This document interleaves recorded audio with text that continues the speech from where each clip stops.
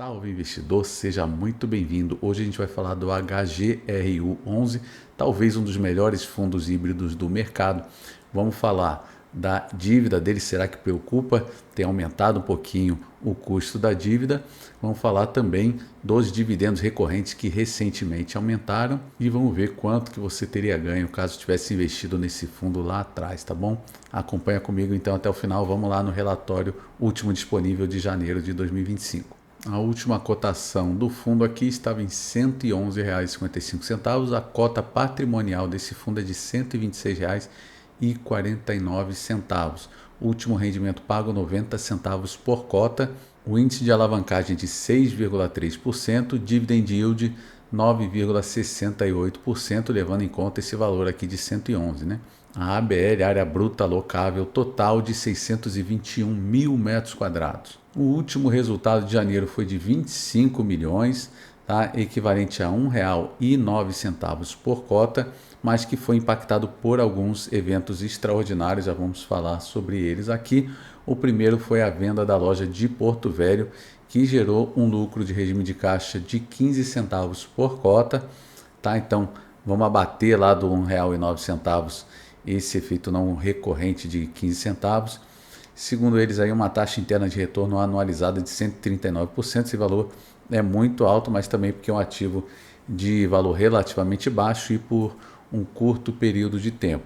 Outro efeito não recorrente foi equivalente a 3 centavos por cota devido a um aluguel variável da Pernambucanas e uma parcela de renda mínima garantida de 2 centavos, a penúltima parcela, tá? Que vai acabar então no mês que vem, 2 centavos a mais impactando nesse resultado. Os gestores também chamam atenção para um novo patamar de distribuição de 90 centavos por cota e até hoje esse fundo não reduziu os patamares de distribuição, isso é bem interessante. Vamos dar uma olhada já nos dividendos ao longo do tempo.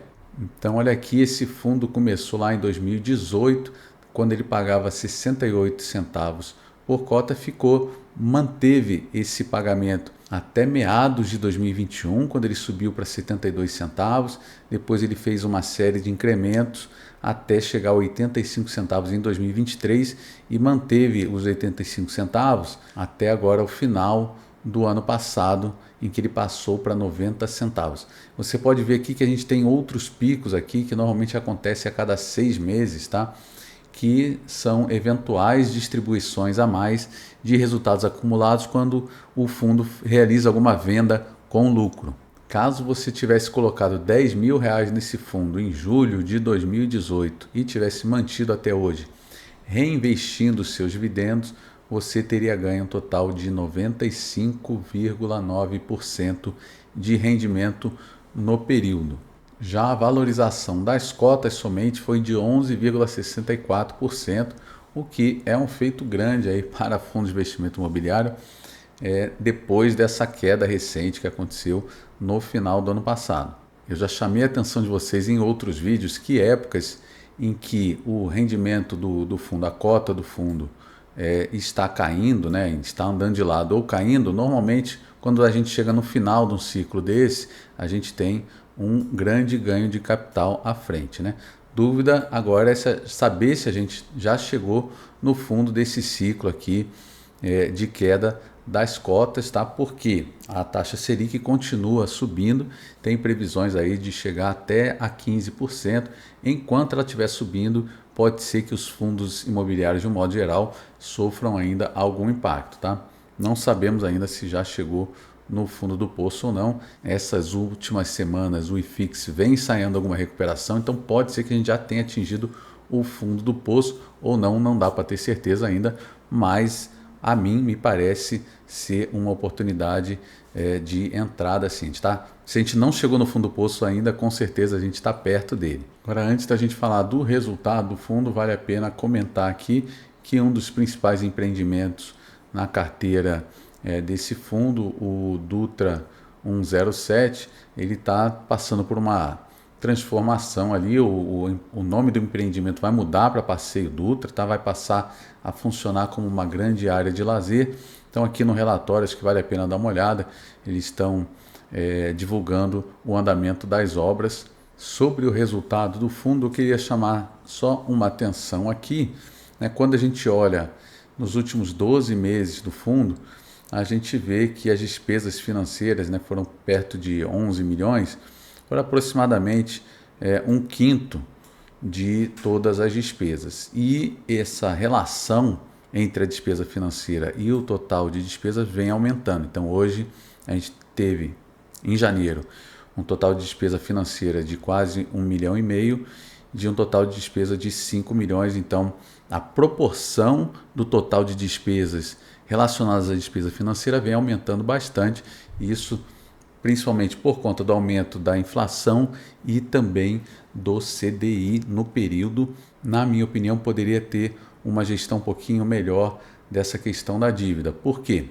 Porque quando a gente olha aqui embaixo, na composição do patrimônio líquido do fundo, a gente vê que a maior parte dele, quase 3 bilhões, é em imóveis, só que ele tem aqui, ó, se a gente juntar essa parte aqui de FIIs com créditos recebíveis imobiliários e letras de crédito imobiliário, se a gente somar todos esses valores aqui, a gente chega aí, passa de 400 milhões, o que daria para pagar toda a dívida, tá? Que está aqui na faixa de 415 milhões de reais. Qual que é o custo dessa dívida?